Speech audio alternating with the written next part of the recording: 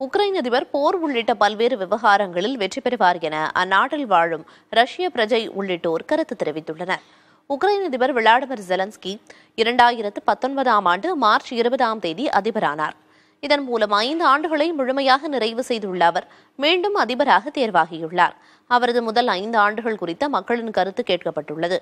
அதில் 2022ஆம் ஆண்டு ரஷ்யா போர் தொடுத்தது முதல் அதிபர் ஜெலன்ஸ்கி உக்ரைனில் இருப்பதாகவும் அவர் வெளியேறாமல் துணிச்சலுடன் போராடுவது நாட்டுக்கு பெரும் பலம் எனவும் தெரிவித்துள்ளனர்.